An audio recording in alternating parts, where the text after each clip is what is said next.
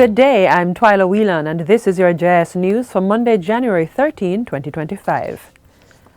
Prime Minister Dr. Andrew Holness is urging parents to be vigilant and ensure proper supervision of their children. Dr. Holness's call follows the tragic death of 3 children in a house fire in Walkerswood, St. Anne on the weekend. The deceased are 7-year-old Tashana Mattis and her siblings, 4-year-old Tashani Mattis and 2-year-old Tavarno Mattis. Their grandmother and 5-year-old sibling managed to escape the blaze. In a release, Dr. Holness called on parents to ensure that their children are properly cared for and protected. While I understand the economic demands on parents, particularly single-parent households, there can be no excuse for leaving children unattended or with little or no supervision, particularly in cases which could not be considered an emergency. In light of this most recent tragedy, I strongly remind parents and guardians of their moral duty to their children and their legal responsibilities under the Child Care and Protection Act.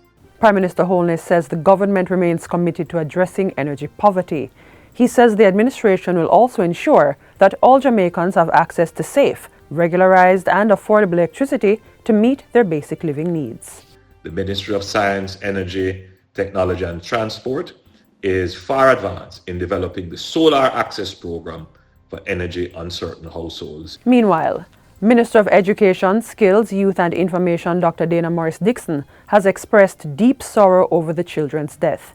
Dr. Morris-Dixon says grief counseling has been provided to the school the children attended and that the ministry stands ready to provide further support to the family and the wider community during this difficult time. We will work diligently alongside local authorities to ensure that a thorough investigation is conducted and that the family and their community receive every resource they need as they begin to heal. The Information Minister says the Jamaica Fire Brigade is investigating the cause of the fire and information will be communicated as soon as their investigations are completed.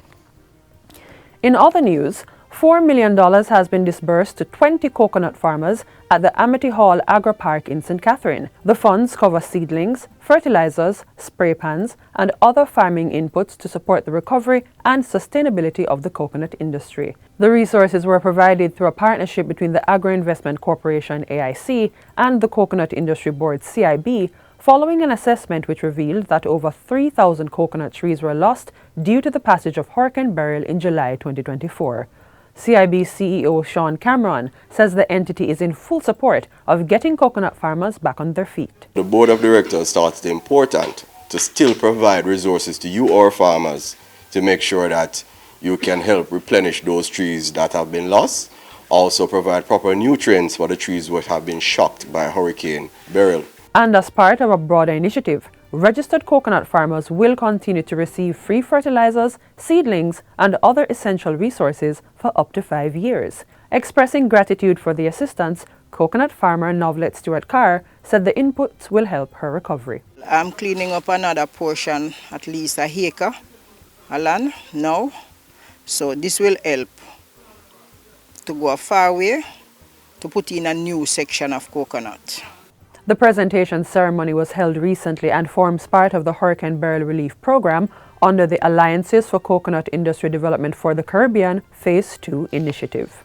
Over 100 students and teachers from schools across the country have recently earned certifications in science, technology, engineering, and mathematics STEM education.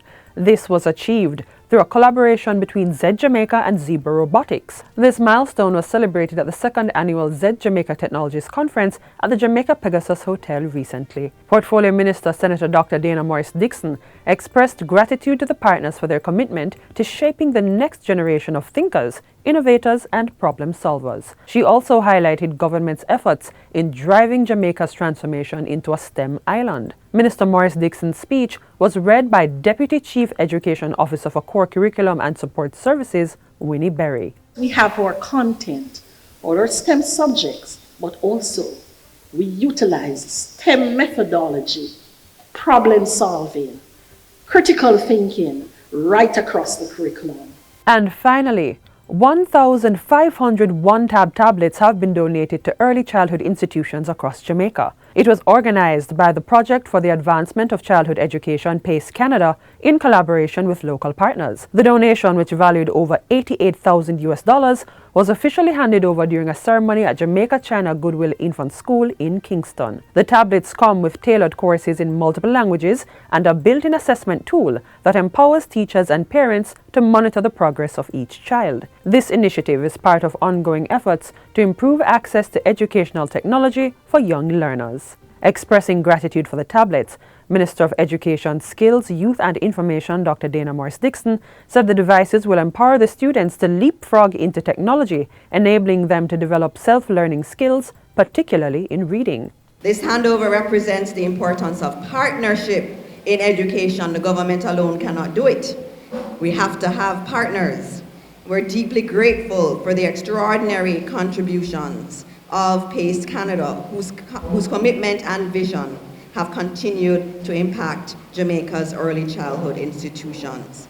Benefiting institutions include Jamaica China Goodwill Infant School, Jamaica House Basic School, and Little Angels Early Childhood Development Center. The donation follows a similar effort in 2021 when 1,000 devices were distributed to 200 schools during the COVID-19 pandemic.